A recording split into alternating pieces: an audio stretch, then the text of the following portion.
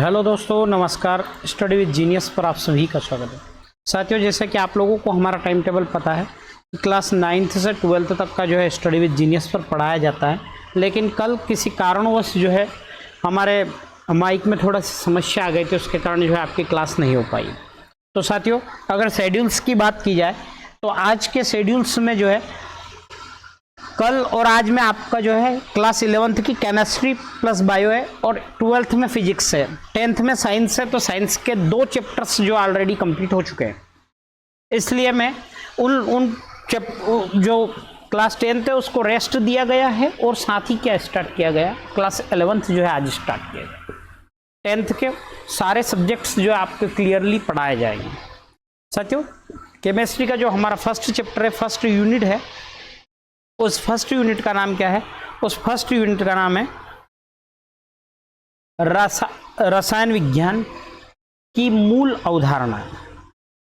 एक basic introduction में पढ़ रहे हैं हम। फर्स्ट चैप्टर जो है स्टार्ट हो रहा है साथियों, तो उसमें क्या है, बहुत ही बेसिक्स चीज़ों पर जा रहे हैं, है ना, कि हम ऐसी चीज़ों को पढ़ने जा रहे हैं जो बहुत ही नॉर्मल है, बहुत ब्रीफ इंटरव्यू में ऊपर है ना।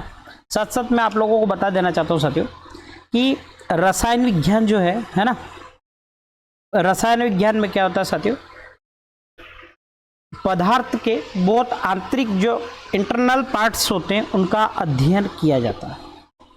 क्या किया जाता है? उनका अध्ययन किया जाता है। साथ ही अगर आप इस पार्ट को बुक्स से अगर एनसीईआरटी से डिटेल्स में पढ़ते हैं तो और काफ़ी क्लियरली आप लोगों को जो है क्लियरली हो जाएगा। तो करते हैं शुरू साथियों, है ना। तो साथियों, सबसे पहले एक मोल। सबसे पहले साथियों क्या हुआ, जैसे आदि अनादि काल में जैसे हम मापन की चीज़ों की बात करते हैं कि हमने मापना कहाँ से स्टार्ट किया, तो हमने मापना इस तरह से स्टार्ट किया था साथियों, जैसे कि इंटरनेशनल लेवल पर या अंतर्राष्ट्रीय चीज़ों, अंतर्राष्ट्रीय मापन में क्या हुआ, सबसे पहले हमने कोई एक पार्ट लिया, एक बर्तन लिया। इस बर्तन को अगर मैं यहाँ तक अगर भरता हूँ पानी से या किसी भी पदार्थ से, तो हम इसे क्या नाम दे देते हैं? 1 लीटर नाम देते हैं। इसी तरह साथियों क्या हुआ, सबसे सर्वप्रथम एक मोल। अब मोल क्या है इसको देखिएगा साथियों। मोल वह संख्या होती है ना, जो कार्बन C12 कार्बन है और कार्बन का एक अपरूप है जिसका नाम है कार्बन C12 के 0.012 किलोग्राम में उपस्थित परमाणुओं की संख्या के बराबर होता है। और इसका मान जो होता है वो होता है 6.023 इंटू 10 की पावर जो है 19, सॉरी 10 की पावर 23। क्या होता है? 10 की पावर 23। तो इसी तरह से अगर आपसे कोई पूछता है कि 1 मोल क्या होता है, तो हम कहेंगे कार्बन C12 के 0.012 किलोग्राम 0.012 किलोग्राम में उपस्थित जो परमाणु, जितने उपस्थित परमाणु रहेंगे उन परमाणुओं के बराबर होता है। अगर आपसे कोई पूछ ले कि इसका मात्रक क्या होता है, तो हम क्या कहेंगे, इसका मात्रक जो होगा क्या होगा, इसका मात्रक क्या, इसका मान क्या होगा, तो क्या कहेंगे 6.023 इंटू 10 की पावर 23 होगा। ओके, यहाँ से आप लोगों को जो है ये कंप्लीट हो गया होगा, है ना। ठीक है साथियों, चलते हैं नेक्स्ट पार्ट पर।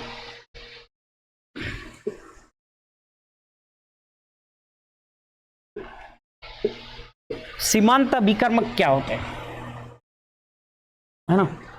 तो साथियों क्या होता है, जैसे कोई समीकरण होती या किसी भी प्रकार का जो क्रियाएं होती है, उस क्रिया में कुछ पदार्थ ऐसे जो होते हैं जो कम मात्रा में उपस्थित होते हैं। कितनी मात्रा में उपस्थित होते हैं? कम मात्रा में उपस्थित रहते हैं और पहले समाप्त हो जाते हैं। ऐसे क्रियाकारक को हम क्या कहते हैं? ऐसे क्रियाकारक को हम क्या कहते हैं? सीमांत अभिकर्मक कहते हैं, क्योंकि वह उत्पाद की मात्रा को क्या कर देते हैं? सीमित कर देते हैं। क्या होता है साथियों, जैसे कि हम A प्लस बी प्लस सी कोई एक अभिक्रिया करते हैं ना, तो उसमें मान लेते हैं हम ए बी प्रोडक्ट बन गया, सी बहुत कम मात्रा में था, तो ये क्या हो जाता है, ये पहले ही समाप्त हो जाता है। इसे क्या कहलाते हैं, सीमांत अधिकर्मक कहलाते हैं। नेक्स्ट चलते हैं साथियों, सार्थक अंकों से क्या समझते हैं। सार्थक अंक क्या होता है साथियों, सार्थक अंक की जरूरत क्यों पड़ी है।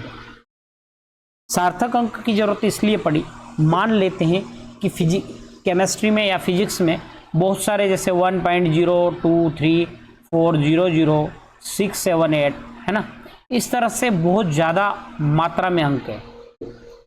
तो क्या है, इनकी स्टडी को, इनके अध्ययन को बहुत सूक्ष्म रूप करने के लिए हम क्या करते हैं, कुछ सार्थक अंकों शो कर दिया। हमने कहा कि भैया इसमें 4 सार्थक अंक।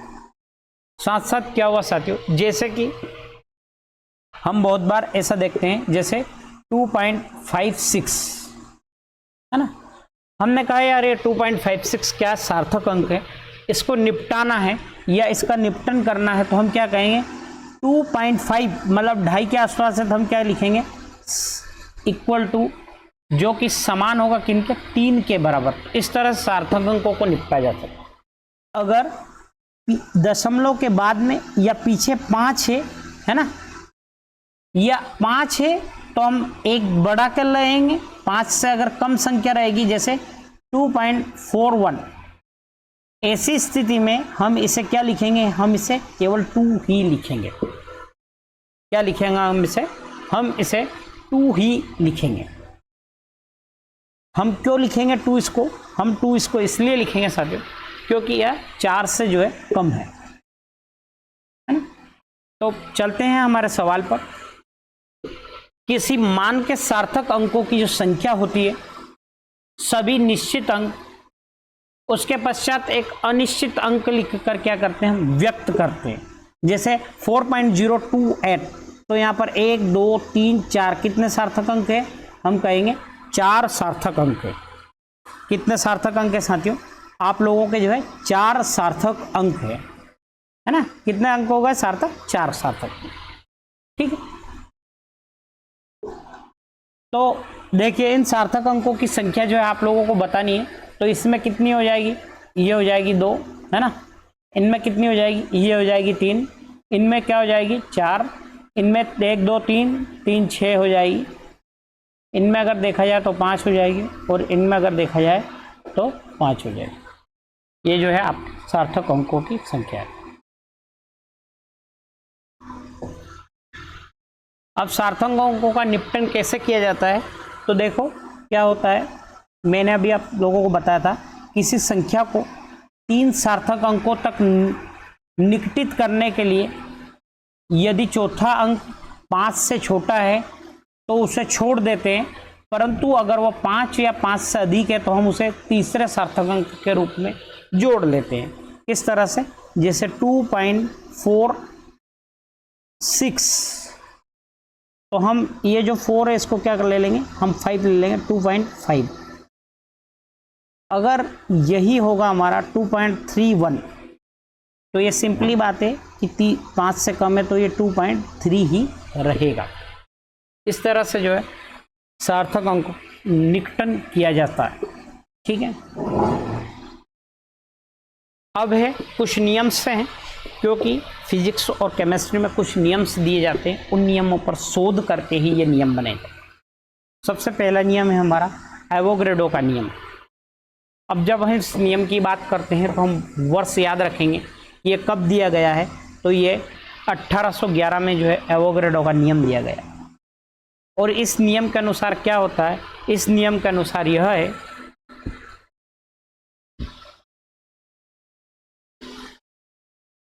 इस नियम के अनुसार समान ताप पर, दाब पर विभिन्न गैसों के समान आयतनों के अणुओं की संख्या क्या होगी, समान होगी। इसमें क्या दिया गया है साथियों, इसमें बताया गया है कि आपका जो दाब तथा ताप, दाब को जो है P से डिनोटेट करते हैं, अर्थात प्रेशर, T से उसके तापमान को डिनोटेट करते हैं, ताप। अगर हम कांस्टेंट रखा जाए या सभी का बराबर रखा जाए, ऐसी स्थिति में सभी गैसों जो सभी गैस रहेगी उनके समान आयतन में, है ना, उनके अणुओं की संख्या भी क्या होगी, समान होगी। कैसे रहेगी, मान लो ये 1 लीटर है, इस 1 लीटर और ये 1 लीटर, मैं 4 गैसेस लेता हूँ, मान लेता हूँ इसमें हाइड्रोजन, इसमें हीलियम, है ना, इसमें कार्बन डाइऑक्साइड, है ना, और इसमें मैंने ले ली SO2 सल्फर डाइऑक्साइड। मान लेता हूँ कि इनके सभी के आयतन कितने कितने के, 2 लीटर, ये भी 2 लीटर की है, ये भी बोतल जो है 2 लीटर की है ना, और ये भी बोतल 2 लीटर की। अगर इन सभी बीकर्स का मैं क्या करता हूँ, इनका जो है ताप और दाब अगर समान रखता हूँ, एक जैसी वैल्यू रहती है ताप और दाब की सभी के टोटल की, तो इसमें मान लेता हूँ मैं कि इसमें 100 अणु रहें, तो इसमें भी कितने होंगे, 100, इसमें भी 100 और इसमें भी कितने होंगे, 100। ऐसी स्थिति में सभी के अणुओं की संख्या क्या होगी, सभी के अणुओं की संख्या क्या होगी, 100 होगी, है ना, क्या होगी, सभी के अणुओं की संख्या 100 होगी। ठीक है, अर्थात एवोगैड्रो का नियम क्या कहता है, समान ताप और दाब पर जो विभिन्न गैसों के अणुओं की संख्या क्या होगी, समान होगी। एवोगैड्रो के नियम के बाद आप लोग जो है, मैंने जैसा नोट बनाए हैं, इसी तरह से आप नोट्स बना सकते। जिसको भी ये नोट्स चाहिए वो हमारे टेलीग्राम चैनल की जो है डिस्क्रिप्शन में लिंक है, या आप लोग जो है टेलीग्राम पर जाकर स्टडी विथ जीनियस सर्च कर लेना, वहाँ पे आप लोगों को मिल जाएगा। साथ साथ साथियों, हम लोग जो है हमारा हर संडे के दिन में जो इंग्लिश ग्रामर की बैच चलती है, और इस इंग्लिश ग्रामर की बैच को जो है आप देखना ना भूलें, बहुत ही हेल्पफुल रहेगी। क्लास 11, 12 यहाँ तक कि कॉम्पिटिटिव के लेवल की भी जो है ग्रामर्स पढ़ाई जाती है। नेक्स्ट नियम पर चलते हैं। नेक्स्ट नियम है द्रव्यमान संरक्षण का नियम। साथियों, द्रव्यमान संरक्षण का नियम जो है सबसे फर्स्ट नियम। अब यह द्रव्यमान संरक्षण का नियम जो है आप लोगों ने क्लास 10th में भी पढ़ा था, उष्माक्षेपीय अभिक्रिया वाले चैप्टर्स में, है ना। तो द्रव्यमान संरक्षण का जो नियम है, इस नियम की खोज किसने की, लेवोजियर ने इस नियम को दिया है। कब दिया है, 1744 में प्रतिपादित किया है। अब इस नियम के अनुसार क्या होता है साथियों, शुद्ध भाषा में आपको सिंपल वे में आप लोगों को जो है बताता हूँ। इस नियम के अनुसार क्या कहता है, अगर मान लेते हैं आपने 4 किलो पदार्थ, है ना, प्लस 2 किलो प्लस 1 किलो, मान लेता हूं कोई पदार्थ ए, बी और ये हो गया सी, इन तीनों के अगर आपने अभिक्रियाएं करवाई है, अगर ये वेट पूरा 7 किलो है, मान लेता हूं मैं कोई एक पदार्थ बना जिसका मैंने नाम दे दिया एक्स, तो ये एक्स पदार्थ भी कितने केजी का होगा, ये एक्स भी जो है 7 केजी का होगा। अब ये 7 केजी का क्यों होगा, क्योंकि यही तो द्रव्यमान संरक्षण का नियम कहता है कि द्रव्यमान को न उत्पन्न किया जा सकता है, न नष्ट किया जा सकता है, केवल उसके जो है स्टेट को परिवर्तित किया जा सकता है। तो क्या हो गया, रासायनिक परिवर्तन में भाग लेने वाले पदार्थों का कुल द्रव्यमान परिवर्तन के पश्चात बने हुए पदार्थों के कुल द्रव्यमान के क्या होता है, हमेशा बराबर होगा। अर्थात इस नियम से हम कह सकते हैं रासायनिक परिवर्तन में द्रव्य न तो उत्पन्न होता है और न ही नष्ट होता है, केवल उसका रूप और अवस्था ही क्या होती है, परिवर्तन होती है। जैसे कार्बन प्लस ऑक्सीजन से कार्बन डाइऑक्साइड बनती है, तो 12 ग्राम कार्बन और 32 ग्राम ऑक्सीजन लेते हैं, तो संयोग से क्या होता है, 44 ग्राम ही कार्बन डाइऑक्साइड हमें क्या होती है, प्राप्त होती है। अब इस नियम की आधुनिक स्थिति यह है साथियों कि आइंस्टीन के अनुसार द्रव्यमान को ऊर्जा में परिवर्तित किया जा सकता है, इसके E बराबर mc²। लेकिन ध्यान रखना साथियों, ये जो E बराबर mc² है, ये E बराबर mc² जो नियम है, ये हिंदू धर्म की मान्यताओं के अनुसार पहले से ही दिया गया है। है ना। मैंने एक वेबसाइट से देखी है जिसमें ओम इज इक्वल टू क्या लिखा है, mc²। जिस वेबसाइट का नाम है साइंस एंड नॉन ड्यूअलिटी, उस वेबसाइट में ओम इज इक्वल टू mc² दिया गया है। तो आधुनिक स्थिति इस नियम की है कि आइंस्टीन ने कहा है कि द्रव्यमान को हम क्या कर सकते हैं, द्रव्यमान को हम ऊर्जा में परिवर्तित कर सकते हैं, है ना। और इस स्थिति में जो सिंबल्स थे हमारे, E बराबर mc², है ना। E तो था हमारा एनर्जी का सिंबल, M द्रव्यमान का, और C जो है वायु या निर्वात में प्रकाश की चाल को दर्शाता है। किंतु जो रासायनिक क्रिया हम प्रयोगशाला में करते हैं उनमें बहुत कम ऊर्जा उत्पन्न होती है और अवशोषित होती है, इसलिए द्रव्य जो होता है उसके द्रव्य की मात्रा में बहुत कमी या बहुत वृद्धि, बहुत कम मात्रा में जो है कमी वृद्धि होती है। अतः साधारण परिस्थितियों में द्रव्यमान संरक्षण के नियम को क्या माना गया है, सत्य माना गया। क्योंकि साथियों हम जो लैब में जो टेस्ट करते हैं, इन टेस्ट में क्या है, बहुत कम ही जो है एनर्जी बनती है। अब जब कम मात्रा में ऊर्जा अवशोषित होती है या ऊर्जा उत्पन्न होती है, तो ऐसी स्थिति में क्या होगा कि द्रव्यमान जो है ऊर्जा में परिवर्तित नहीं होगा। इसलिए क्या होता है, बराबर जो है उसका द्रव्यमान पहले में और बाद में बराबर आता है, इसलिए द्रव्यमान संरक्षण का नियम क्या होता है, लागू होता है। नेक्स्ट नियम पर चलते हैं साथियों, गुणित अनुपात का नियम। अब गुणित अनुपात का नियम क्या कहता है साथियों, है ना, कि जब दो तत्व परस्पर संयोग करते हैं, है ना, संयोग करके दो या दो से अधिक यौगिक बनाते हैं, तो एक तत्व के भिन्न भिन्न भाग जो दूसरों तत्वों के निश्चित भाग से क्या करते हैं, संयोग करते हैं, और सदैव वो क्या रहेंगे, एक सरल गुणित अनुपात में रहेंगे, है ना। जैसे बार के अनुसार कार्बन मोनोऑक्साइड CO में 12 भाग कार्बन रहता तो 16 भाग ऑक्सीजन रहता। अब जब CO2 की बात करते हैं तो इसमें भी क्या होगा, कार्बन 12 भाग रहेगा तो कार्बन डाइऑक्साइड 32 भाग रहेगा। मतलब अर्थात एक निश्चित है कि यहाँ पर कार्बन के निश्चित बार 12 भाग से संयुक्त ऑक्सीजन के विभिन्न 16, 32, अर्थात उनका हमेशा अनुपात किस तरह से रहेगा, 1/2 का अनुपात रहेगा या 1:2 का रेशो रहेगा। तो इस तरह से क्या है, हमारा गुणित अनुपात का नियम है। जब दो पदार्थ संयोग कर रहे हैं और दो या दो से अधिक यौगिक बना रहे हैं, तो एक क्या रहेंगे, हमेशा निश्चित एक तत्व का भार तो सेम रहेगा, लेकिन दूसरे तत्व का भार क्या रहेगा, उसके सरल एक गुणित अनुपात में ही रहेगा, है ना। नेक्स्ट नियम पर चलते हैं, स्थिर अनुपात का नियम। आप लोगों से अगर पूछता है कि स्थिर अनुपात का नियम किसने दिया, तो हम कहेंगे प्राउस्ट ने दिया।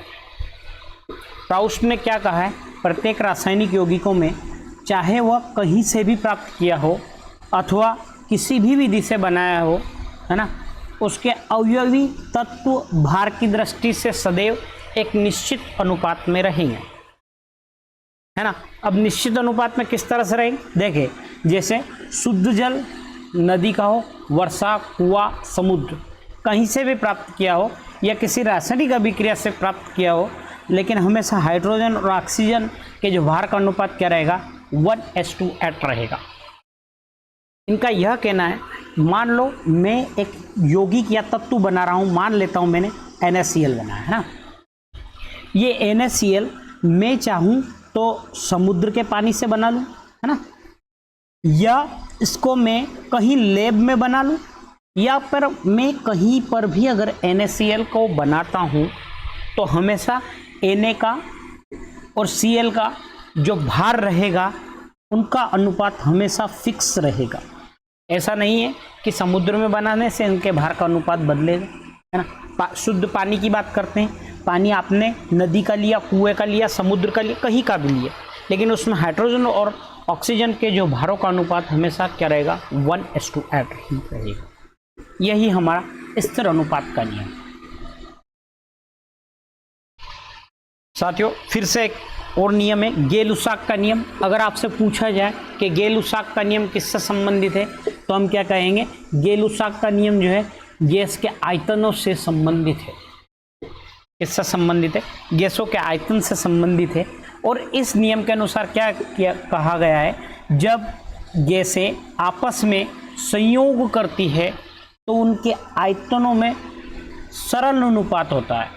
यदि उनका संयोग से बना हुआ पदार्थ भी गैस ही है तब उसका आयतन अभिकारी गैसों के आयतन के सरल अनुपात में होगा।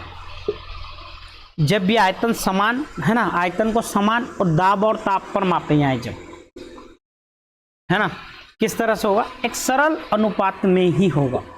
इसका फर्स्ट के उदाहरण के लिए नाइट्रोजन को, है ना, मैंने अगर हाइड्रोजन से क्रिया करवाई है तो किसके सरल अनुपात में होगा, हमेशा नाइट्रोजन के ही सरल अनुपात में होगा।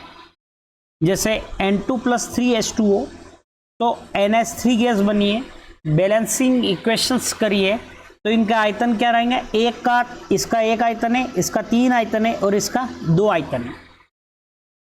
तो ये नियम क्या करता है, इस एक के जो है सरल गुणित अनुपात ही रहेगा, सरल अनुपात में रहेगा, है ना, क्योंकि ये अभिकारी गैस है। तो हमेशा इस नियम की क्या होती है, यहाँ से पुष्टि होती है। ठीक है, नेक्स्ट नियम पर चलते हैं साथियों, तुल्य अनुपात का नियम। अगर आपसे पूछा जाए तुल्य अनुपात का नियम किसने दिया, हम कहेंगे रीचर नामक वैज्ञानिक ने 1792 में दिया था, है ना।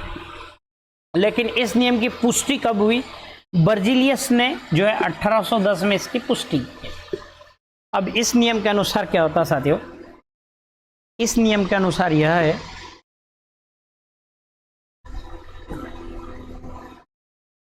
है ना, इस नियम के अनुसार यह है, यदि दो भिन्न भिन्न तत्व तीसरे तत्व के निश्चित भार से संयोग करते हैं तो पहले तत्वों के भार या तो उस अनुपात में ही होंगे जिससे वे दोनों आपस में संयोग करते हैं, अथवा यह अनुपात उनके संयोग करने वाले भारों के क्या होगा, सरल गुणांक में होगा।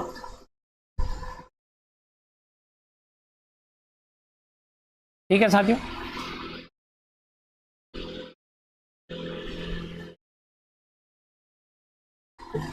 है ना।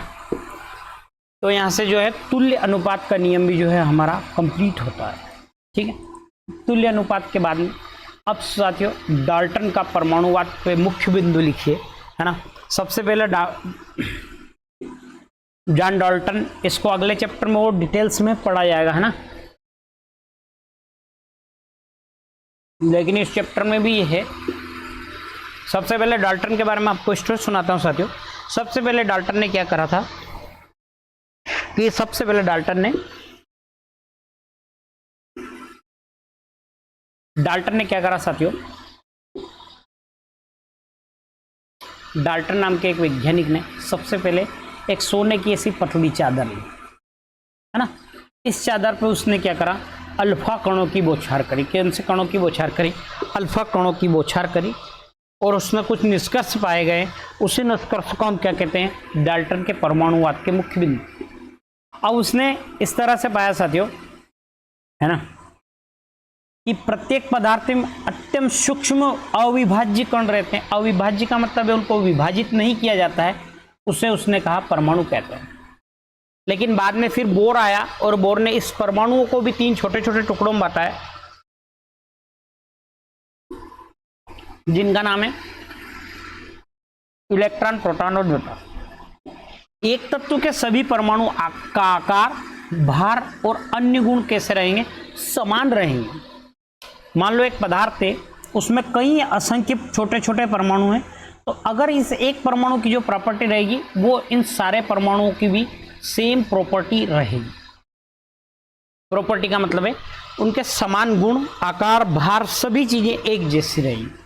इन्हीं दो अलग अलग तत्वों के परमाणु परस्पर आकार, भार, अन्य गुणों में एक दूसरे से क्या रहेंगे, भिन्न भिन्न रहेंगे। जब बात मैं कर लूँ, अगर मैंने लोहे के 2 परमाणु लिए है ना और कॉपर के 2 परमाणु लिए, तो इनके गुण आपस में कभी भी एक दूसरे से मैच नहीं करेंगे। कुछ परमाणु परस्पर निश्चित अनुपात में संयोग करके यौगिक परमाणु बनाते हैं, है ना, क्या बनाते हैं, यौगिक परमाणु बनाते हैं। और परमाणु आपस में सरल अनुपात 1:1, 1:2, 1:3, 2:3 में ही संयोग करेंगे। ऐसा नहीं है कि एक परमाणु पूरा और एक परमाणु में आधा परमाणु आ गया उसका, है ना, कभी भी ऐसा नहीं होगा। 1 से 1 ही करेगा, या 1 से 2 करेंगे, या 2 से 4 करेंगे, है ना। इसी तरह से वो क्या रहेंगे, हमेशा सरल अनुपात में रहेंगे। रासायनिक अभिक्रिया में भाग लेने वाली सबसे छोटी इकाई को क्या कहा उसने, परमाणु कहा। लेकिन डाल्टन के भी जो है परमाणुवाद के सिद्धांत हैं, इन सिद्धांतों को भी तोड़ मरोड़ा गया। बाद में और कुछ विश्लेषण किया गया तो पता चला परमाणु से भी छोटी चीजें हैं, जो कि मैं आगे के चैप्टर में आप लोगों को डिटेल में बताऊंगा। और साथ में कहा कि परमाणु को न उत्पन्न किया जा सकता है, न ही नष्ट किया जा सकता है। अर्थात परमाणु कैसा है, परमाणु अविभाज्य कण है। तो ये थे हमारे परमाणु के जो है डाल्टन के परमाणुवाद के मुख्य बिंदु। अब बात आती है, क्रमश आती आणविक द्रव्यमान। ग्रामों में प्रदर्शित वह संख्या जो संख्यात्मक रूप में आणविक द्रव्यमान के क्या हो, बराबर हो, हम क्या कहेंगे, ग्राम आणविक द्रव्यमान कहते हैं। मूलानुपाती सूत्र क्या होता है, वह सूत्र किसी यौगिक के अणुओं में विद्यमान विभिन्न तत्वों के परमाणुओं के सरल अनुपात को दर्शाया जाए तो हम क्या कहेंगे, मूलानुपाती सूत्र कहेंगे। जैसे C6H12O6, अगर मैं पूरे में 6 से भाग देता हूं तो CH2O, ये हमारे ग्लूकोज का क्या होगा, मूलानुपाती सूत्र होगा। अगर मैं कोई भी पर्टिकुलर, है ना, ले लेता हूं, है ना, जैसे CH4, तो इसका मूलानुपाती क्या सूत्र क्या होगा, CH4। मूल अनुपाती अर्थात मूल जो उसमें कौन कौन से यौगिक है उनका किस अनुपात में जो है वो विद्यमान रहेंगे, ऐसे सूत्र को हम क्या कहेंगे, मूलानुपाती सूत्र कहते हैं। नेक्स्ट चलते हैं साथियों। अब बात आती है विलयन। तो विलयन क्या होता है साथियों, विलयन की डेफिनेशंस अगर मैं आप लोगों को, जैसे 12th में आएगा, काफ़ी डिटेल्स में पढ़ेंगे, लेकिन मैं आपके चैप्टर में फर्स्ट यूनिट में है तो उसको बताना चाह रहा हूँ, है ना। विलयन क्या होता है, विलयन होता 2 या 2 से अधिक पदार्थों के समांगी मिश्रण को हम क्या कहते हैं, विलयन कहते हैं। अब विलयन में कितने चीज रहती है, विलयन के कितने हिस्से होते हैं, तो 2। तो विलयन के कितने हिस्से हो गए, 2। कौन कौन से हो गए, आप लोग देख लीजिए। पहला हो गया हमारा विलायक और दूसरा हो गया विलय। अब विलय और विलायक के ट्रिक बताता हूं। विलायक में कितने वर्ड है, 1 2 3 4। विलय में कितने वर्ड है, 3। जिसमें ज्यादा वर्ड है अर्थात ज्यादा मात्रा में, जो कम है उसमें कम मात्रा में। अर्थात विलायक वो पदार्थ है जिसमें कि किसी पदार्थ को अगर घोला जाए तो हमारा क्या बनता हो, विलयन। तो विलायक कौन होगा, जो ज्यादा मात्रा में विद्यमान होगा, जिसमें कि हमेशा दूसरे पदार्थ को मिलाया जाएगा। जो कम मात्रा में होगा हम उसे क्या कहेंगे, विलय कहेंगे। ओके, अब नेक्स्ट चलते हैं साथियों। एक डेफिनेशन से मोललता। मैं आप लोगों को फिर ट्रिक से बाद में बता दूंगा कि मोललता को किस तरह से जो है प्रूफ किया है। और कुछ चैप्टर्स में थोड़ी बहुत चीजें और बची है, मोलरता भी बची है, इन दोनों में डिफरेंस है। ये सारी चीजें मैं अगले सेशंस में आप लोगों के साथ करते हैं। साथियों, अगर आपको मेरी क्लास अच्छी लगी हो तो प्लीज़ लाइक्स ज़रूर करना, और आपके ऐसे दोस्त जिनको की ज़रूरत है ना, तो उनको बता देना कि स्टडी विद जीनियस में 9th से 12th तक की जो है सारी चीज़ें पढ़ाई जाती है ना, तो ज्वाइन करना न भूलें। साथ साथ प्लीज़ लाइक करें, साथ साथ आपको क्लास अच्छी लगी और अपने दोस्तों को सब्सक्राइब करवाएं, है ना। मिलते हैं साथियों अगले सेशंस में। कल जो है अगला सेशंस होगा और कल जो है चैप्टर 1 कंप्लीट कर लिया जाएगा। मिलते हैं साथियों, धन्यवाद, थैंक्स।